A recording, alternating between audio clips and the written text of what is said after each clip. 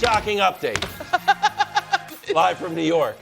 Brew's giving up the energy drinks that he's been pounding. They're bright purple. Pounding's a little much. Well, Brew, tell the audience why you're quit. Well, I saw a doctor say they're bad for me. I got that kind of willpower. Oh, it's bad for me? I'm done. I'm stopping it. Just like that. What? Brew, don't Probably ask never the have doctor. another one the rest of my life. Brew, then make sure you don't ask the doctors about crumble cookies and mini. Oh, I know better than that. Yeah. I know better than that. So you're going to have a low energy day today? We'll see. Your green I tea think is I'll be healthy here. and energetic. I don't drink green tea. I drink chai tea lattes with sugar-free vanilla and no Two foam. pumps I know, of it's sugar, crazy. 3 Or pumps sour. of sugar-free Three. vanilla. Pardon. Wow, first things first, Bull, part 4. Patriots at Ravens Sunday night. Kyle Van Noy wants to see the road, so you know what you got to do. Patriots underdogs against Lamar in Baltimore. Brew, I'll ask the question, even though it's about me.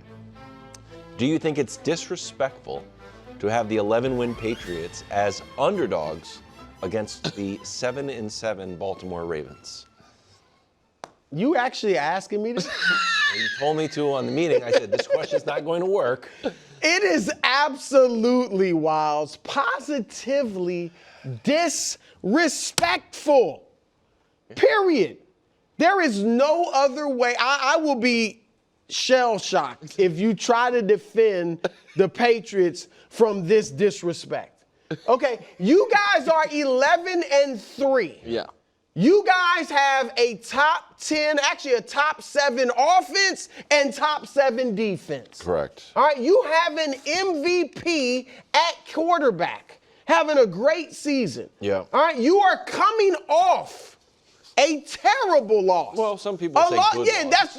that's another thing. A loss that you say was the best loss in the NFL in 3 decades. I do think that was an exact quote. I mean, you talked about it like it was a great loss. I said it. And I've also been told that the Patriots on the doorstep of destiny. Of a That's dynasty. A doorstep of, a destiny and a dynasty. We have dynasty elements while Ds. we're on the doorstep of destiny. And yet, this 7-7 team, this team that Nick has put together one, maybe 2, the game without Lamar, good games, complete games all season. This team that has been reeling for 15 weeks, Vegas and everybody else thinks they're going to go into your house and demand slippers. Well, it's in the Ravens' house, to be fair, but Well, still. it's in Baltimore, okay, but still, that they are going to beat you guys? Come on, man. This can't be anything but disrespectful. Okay. Do you want to go? Because I'm shy. Because now here's where I'm at. They're 7-7. I, as the Patriots guy, now have to argue that the Ravens are actually pretty good to prove my point that I'm not being disrespected by a 3-point line. So correct? Well, so here's the. That's why I but think the confusion. If you guys had won last week, it'd still be disrespectful. But you're coming off this big loss that you got to rebound from. So I'm not confused the way you are. Okay. I'm confused that you don't agree with Brew. Thank you. That this is a slap in the Patriots' face. Because people don't believe this is man. right. Like this is not. It's not a 1.5. This is a full 3. Okay. Which is more than a team currently gets in the modern NFL for just being at home. What Vegas is saying here is we think the Ravens are slightly better than New England, which I thought would enrage you.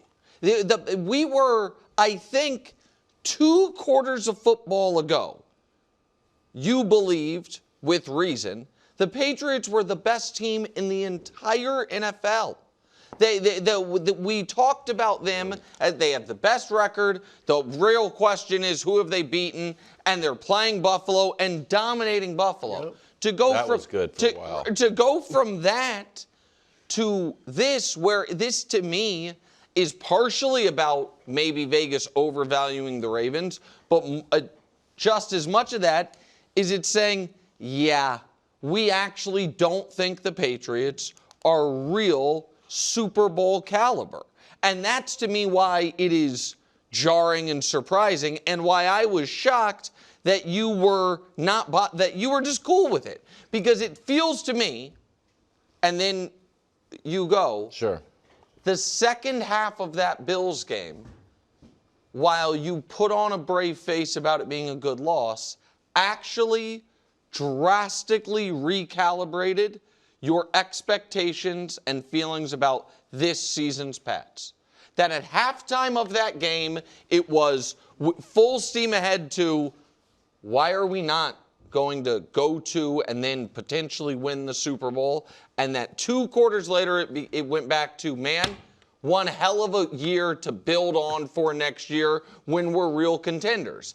And your lack of dismay at this, to me, confirms that. Now, I don't know if that's confusing or not. It's a little, yeah, sure. We gave up a 21-point lead and lost the game. So it did rock you.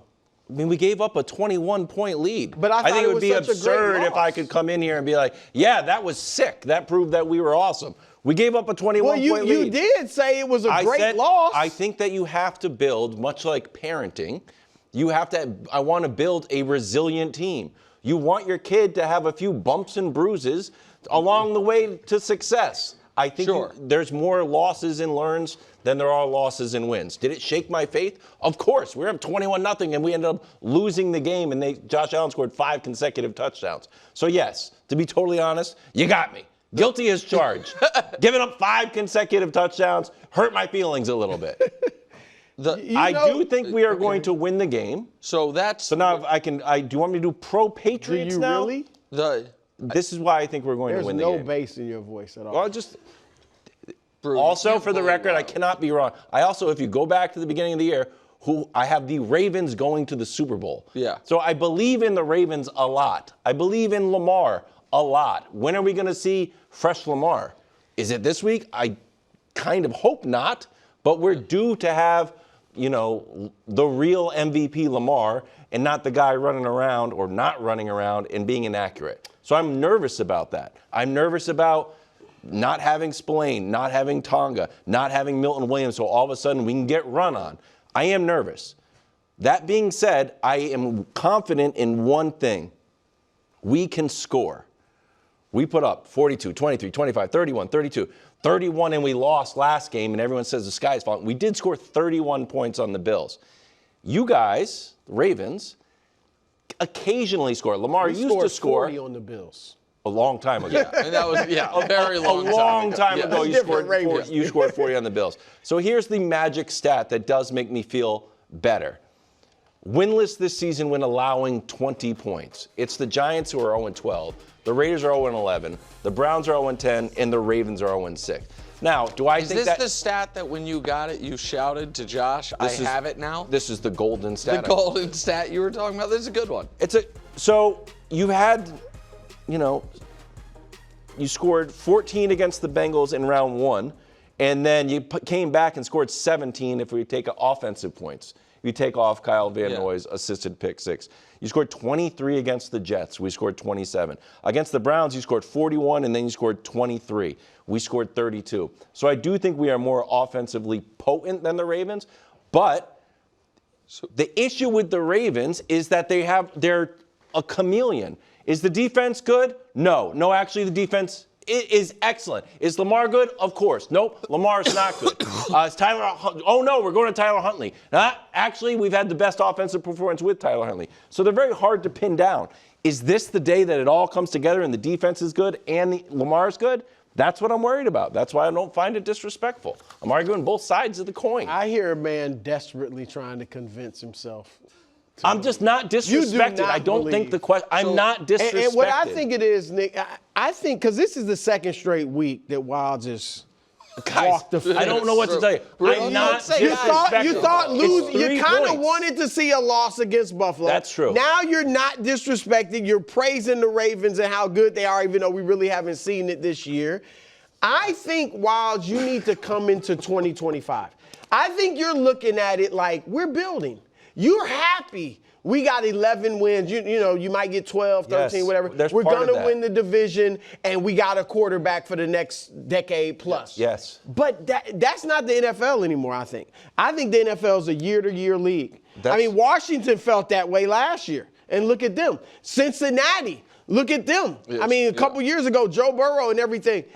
This is the time, especially with the Chiefs out. This is the time. Seize the day. So that's guys. hold on. Don't say guys. I'm being very, very nice to you. Bru's kind of pushing you around a bit. No, because you guys are. I'm just shocked that you're like. I'm not.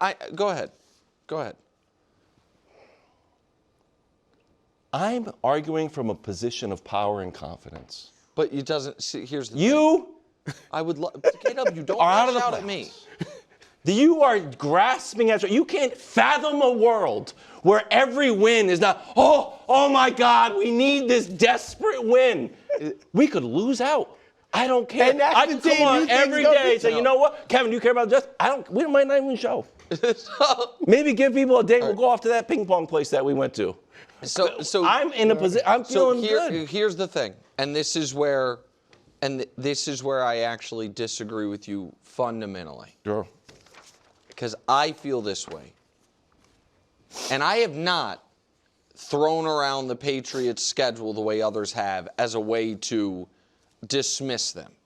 One, because I think they have the foundational pieces that matter the most to make you a contender, and that a quarterback I really believe in as much as you can believe in a quarterback who's never played in a playoff game. That's a black box. We'll see. A coach I really believe in. You smart. You guys don't have a lot of unforced errors. Those are the things that really matter. And you had been blasting the bad teams you were playing for the most part. So all of that, I think the schedule part is fine to be a piece of the analysis of the team, but I did think in some quarters it was overstated how much of the analysis. That's totally fair. With that said, if you guys lose this game, then to me, the schedule stuff looms even larger. Because it's like, it was a team that probably was, a 10-7 wild card, good year from having the what pick did you have this year? Third pick, fourth pick of the draft? Third pick or fourth pick? Fourth pick, yeah, because Abdul Carter went third. 2 in the playoffs, whatever. Yeah, you guys had Drake May was third pick, Will Campbell was fourth pick. 2, that's who you really are. A 10-7 team that's going to finish 12-5 or whatever it is, versus a team that can win a championship. And I think that because I disagree with both of you in this regard. I don't think the Ravens are good. I think we have 15 weeks of data that the Ravens are not good. Now, everybody can throw at me, they're better than your team, Nick. That's fine. The Chiefs were bad this year. I was wrong about them. That's a separate combo. I don't think the Ravens are good. And if coming off a loss in a game that you guys, you lose this game, your beloved athletic playoff predictor says you have a 35% chance to not win the division. You were a 21-0 hat and T-shirt game to all of a sudden we're on the road in round one. Not great. Right. And so that if you guys, in my mind, are going to stay in that team can win the Super Bowl bucket, you have to win this game. And what I think is not bothersome, but worrisome is you seem okay with the possibility that you were a week ago the best team in the league in your mind. Well, and at now point you have to start thinking that. Right. But my preseason, I think everyone's happy with 12-5. You guys trying to paint me in the corner like 12-5. I think that I think that changes a lot. Like, don't you think Broncos fans? Well, no, Sean Payton was talking so big. That's probably a bad example.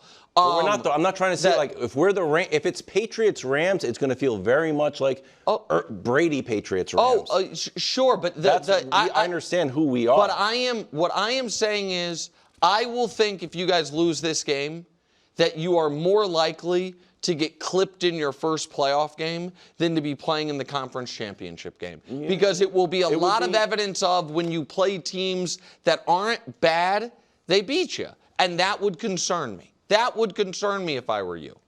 I mean, I guess you gotta it would be 2 teams that aren't bad. Yeah, but you haven't. I mean, those are the only above 500 teams you've played, bro.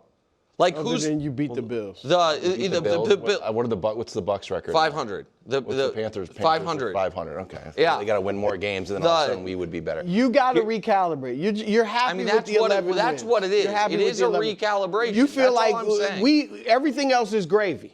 I mean, kind of. No. Guys, you gotta convince me that I can't be happy with 11 wins. I'd like to. If we have 11 wins and win the AFC, I'm going to be happy. You're not looking at the AFC playoff field right now saying, we can win this thing. I get you starting the season that way, I don't think we're being disrespected. That's all. Here's the issue it's a compliment to the Ravens. The Ravens have a good defense. They've had the number one defense. The Ravens are a team, a guy at work. I'm a fictitious person that comes in every other day with a great pair of pants, like wow, and just a ratty T-shirt, and then the other opposite days, a beautiful shirt and a pair of jogging pants. I would pull them over like, hey, buddy, if you ever put that outfit together, you're gonna look great, and they just have never done it. But maybe I'm worried that Sunday night, this dude says, why don't I wear my good shirt and my good pants? That's what I'm worried about. And I don't think it's disrespectful if the guy comes in here and he says he looks good, if he outdresses me. You are terrified. Terrified. Why don't we talk about your KW, we got to move on. You are terrified. KW, I tried to be on your side here. We got to move on. The question made no sense. I told you guys. It made no sense. You may have saved it, bro. 3-touchdown win over the mighty Patriots. Josh Allen's MVP odds jumped up to third. Why? I thought he was beating up on tomato cans. What? Y'all not a tomato can. Thank you, bro. Headed to Cleveland on Sunday. Odds are now Stafford, Drake, Josh, Bo, Jordan Love, Sam Darnold. Hello. Herbert and Caleb. I mean, those guys are 100 to 1. It just somebody has to. Bruce Ballard is better than though. that. Bruce Ballard is way better than that. Is anyone starting to think Josh can steal the MVP? I will never put anything past NFL MVP voters and their infatuation with Josh Allen. So certainly he can. Do I think it's at all legitimate, barring an absolute collapse, true collapse by Matthew Stafford? No. I don't think it's legitimate. And every year we do this, and this is the thing. The MVP, this is breaking news, guys. The MVP is the MVP. It is the single most prestigious individual honor in the sport.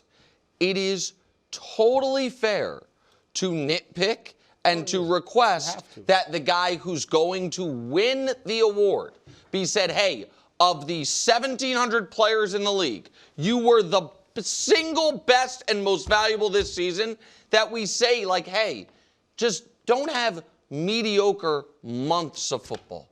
And what is so frustrating to me about Josh and the way he's talked about in the MVP voting, even though I think now that Patrick's hurt, I think he's the best healthy player in the league. I think he's been the second best quarterback in the league the last few years. I think all of that's true. He's the only guy who can have a full month of mediocre football individually and team-wise, and then have two awesome games, and this be the conversation.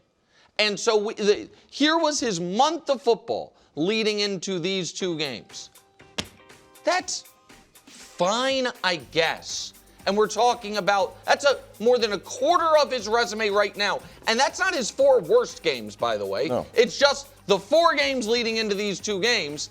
And it's like now he could steal MVP. And by the way, a very similar thing happened last year. But last year, the guy with the crazy stats had just won it, so it worked against him. Last season, in the year he won MVP, he had the 9 for 30 game against the Texans, where we talked about how it was the lowest completion percentage in NFL history for a game where a guy threw 30 passes. They got blasted. People forget this, Brew. They played the Ravens, and they lost by 25. He had and so this year he has 5 multi-turnover games. He has 5 games less than 200 yards. He's been unbelievable. I'm not saying he's been bad. He's been great. He, by no measure, has been better than Matthew Stafford. And I think it's crazy that people seem to want to elevate him when Stafford's having the type of year he's had. Before I go, my question to you was, he did the same thing last year. He had bad games. You mentioned one, but he probably even had a bad stretch, 3 or 4 weeks. He had 6 games last year with less than 200 yards passing. Yeah. And won the MVP. Won the MVP. So, look, I tend to agree with you. I think it would take an absolute collapse from Matthew Stafford not to be the MVP. He has been the better quarterback consistently all season. He's had at least 1 touchdown pass in every single game. All but 2 of them, he's had 2 or more touchdown passes. Like, he is having a phenomenal season.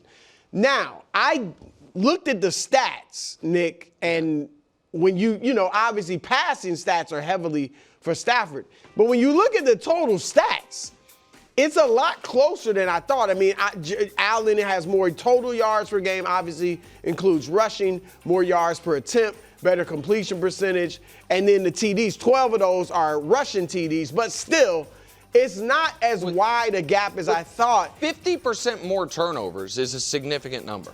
Yeah, but 12 isn't. I mean, it's not great, but it doesn't feel that huge. But here's the thing, and this is why I think you can rest easy, Nick. Because one, I don't think Stafford's going to collapse.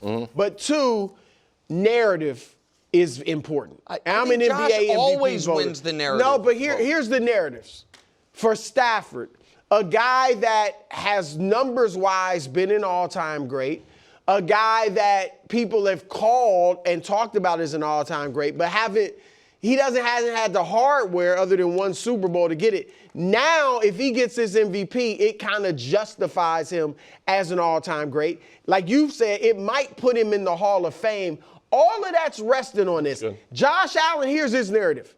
He won it last year. And voter fatigue is real. So unless Stafford collapses and Josh is incredible the next few games, I don't see any way it happens. See, I think that if Stafford plays poorly on Thursday night against that defense, and all of a sudden they're no longer the 1 seed, and in fact they're going to be a wild card, people won't care. Like, people will use the Rams being a wild card as a reason not to vote for Stafford and not care that Josh is a wild card because it's just kind of been assumed for the last 2 months he's going to be. Both of them end up being, if both of them go to a 12-5 as wild cards, it will feel like a collapse for Stafford and an achievement for Josh. He comes on at the end of the year. Well, and they December don't and January record is like he doesn't have the skill position help that Stafford does. I know he's got James Cook, but his receivers are. He doesn't have the receivers, but he's got a running back that's going to run for 1,600 yards. And can we just real quick? Because I think some people listening be like, MVP shouldn't be judged on like your worst games, should be judged on your best games, which I understand to a degree. Stafford's best has been as good as Josh's best. If we put their 4 best games side by side, this is not in a row. It's just your 4 best games of the year by passer ratings when I picked it. So both of when they're flying, both of them, the team scores 30 plus, they put up, crazy yards, touchdown interception ratio is perfect, passer ratings perfect. So if their bests this year, like peak games, have been equal, then the next, evaluator has to be your median games and how many bad games you had. And Stafford's had 1 poor, truly outright bad game this year. I think Josh has had 3, maybe 4. There is a level of, because he is such a unique player and when he is rolling, it does feel like a force of nature more than any other player in the league. He carries his team more. That there is, every time he plays great, someone wants to go on TV and say he's the MVP. That's right. In a way that doesn't happen for really any other player in the league. It's a little bit of eye test. His greatness looks different. Correct. Especially if Lamar's not really taken off. Yeah. No, but even when Lamar's taken off, because he's so big, and he's throwing lasers and running over unconventional passes, rolling out. So I get it. He's a great, great player. Stafford's the MVP. Jordan back in Chicago. Jordan Love favored in the Bears rematch.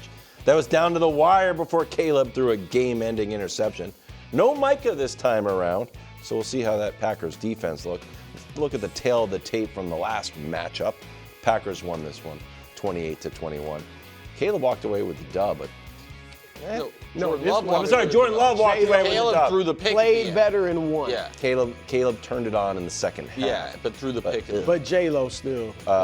We'll start with you. Who has more to prove, Jordan Love or Caleb?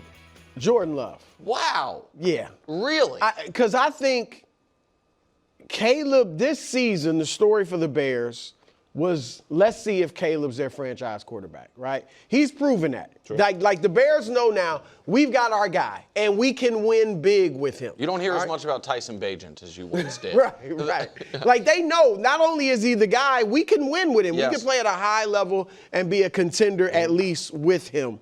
Everything else is great. And I get it, Ben Johnson and Caleb, to their credit, are now thinking probably Super Bowl, which they should be. But everything is gravy now. We got our guy. We got a great coach. We're good, okay? For Jordan Love, it is like he's older than Caleb, obviously. By a lot, yeah. And now they still, I don't think, they're obviously not as good without Micah, but I don't think the bar should be lowered for them, certainly not in that locker room.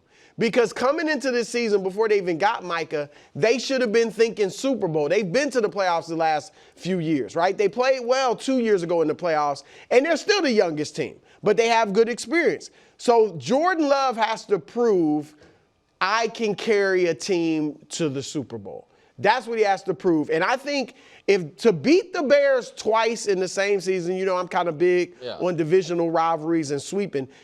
A team that's on your level, to sweep them would be huge. And I think, Greg, it would really kind of comfort the fans, for lack of a better word, in Green Bay to feel like, oh, even without Micah, we still got a chance to win this thing. I agree with a lot of what you're saying. I think it's Caleb in this situation, Caleb Williams, simply because you talked about the expectations coming into the season. Well, those expectations start to change once you start winning.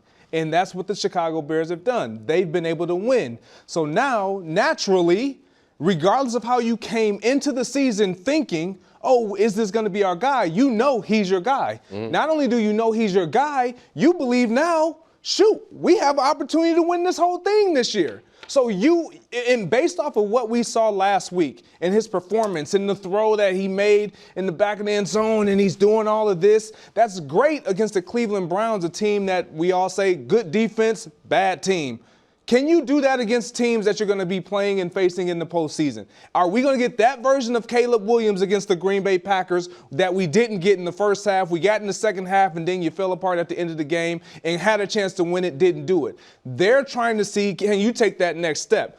Caleb needs to prove that he is willing and capable of taking that next step. Jordan Love, we've seen play at a high level. In prime moments, we've also seen him have dips. Yeah. But Caleb, he hasn't had that prime time game where it's like, did you see Caleb last night? Did you watch Caleb against an awesome defense, an awesome team, despite who was on the field? So it's definitely Caleb. So that I totally agree with you, Greg. And because the Jordan Love is established. Now we might. You feel okay? I do feel like he's like there's been a lot of doubt on this. That's what I was about to. That's what I was about to say. Like to me, the debate for Jordan Love is he MVP caliber the way some people believe he was going to be this year or is, or is he just like solid franchise quarterback? I agree with you, Brew, that Caleb has done enough this year that it has, at the very least, removed bust from the possibility. You know what I mean? From the possible outcomes, barring some catastrophic injury or something. But he has not yet. They don't have, I don't think, a marquee victory that we're like, man, Caleb did that. Yeah. The Eagles game was the running game. Yep. So the Browns game was marquee to us because of the Shador Caleb bet. Yeah. But in big picture, you're playing the Browns. There also is a bit, for this specific matchup, a little bit of college football to it, which is, for a lot of college football fans, the single most important thing every year is to beat your rival. Like, if we get caught up in the playoff and the national championship, it's beat your rival. Sure. And there isn't anything exactly like that in the NFL, but the closest thing to it is the way the Bears view the Packers. Agreed. Not the way the Packers view the Bears. I agree. But the Bears have felt like, and Danny obviously can speak to this better than me, but they've always had the upper hand, and even the years we've had the upper hand, it was despite the fact they had the far better quarterback. And if in a year where Caleb is playing well and ascending, if he has 2 bad games against the Packers, if they get swept by the Packers, when Ben Johnson was talking about, I like beating Matt LaFleur twice a year, I think that really stymies some of the internal momentum, as opposed to, first game against the Green Bay, bad first half, awesome second half, ended with a disastrous, turnover. Then I took that second half performance into the next week, beat them, put a stranglehold on the division. Like, that's the other piece of this. You win this game, and the Bears are almost assuredly going to have a home playoff game. Correct. They're still alive for the 1 seed, a lot there. Same is true for the Packers. Correct. Yeah. And the Packers, here's the last thing I'll say about it. They need to establish, I'm sure they're reeling, and they'll deny it now, and it's been a few days, but still, you just lost your best player. Yep. You lost the guy that everybody thought was going to lead you to the Super Bowl. They need their quarterback, who is a very good quarterback, to go out there and show everybody we're good. We're fine. Don't you think, though, Brew, just real quick, if it goes south for the Packers, even if Jordan doesn't play well and it goes south, people will say, man, injuries got us. Yes. You know what I mean? I feel like if Michael were still healthy. Terrible. If he's terrible, I think. Yeah, I don't think he's going to be. But I just feel like there's a built-in, I don't even want to call it excuse, explanation of, man, we drew the short straw on injuries with our best players. Afternoon headlines sponsored by Kraft Mac and Cheese. Kraft Mac and Cheese, the best thing ever. Tua, bench. Quinn Ewers, starting. Miami's 7th-round pick out of Texas will be under center. Tua had 250 and 2 TDs against the Steelers, only 65 and a pick entering the 4th when Pittsburgh took their foot off the gas. Here's Tua ranks this season. Completion percentage. I told you that the completion percentage doesn't matter. Everything else in the mid to high 20s, including 23rd best passer rating. What's next for Tua? Nothing good. And I think there will be a gut reaction from some folks to be like, hey, look at all this list of quarterbacks we thought were bad that ended up being good. Mm-hmm. What basically all of them have in common, other than Daniel Jones, which was a unique case, those guys didn't get paid. Those guys, you know what I mean, they didn't get to the huge second contract. They had to go out and prove to try to earn their way in this league. Kyler's interesting. Kyler's not yet one of those, but he would fall into this category as well. So I don't know if Tua gets benched, which he has been, and then cut, which I think is coming, what the marketplace will be for him and what his feelings on, wait a minute, I've made all the money. I'm now you want me to sign for $3 million to be your backup quarterback and do that? Do I think there's a scenario where this is the beginning of the end of Tua's NFL career? Absolutely. When he was playing well, we were talking about would he walk away for health reasons.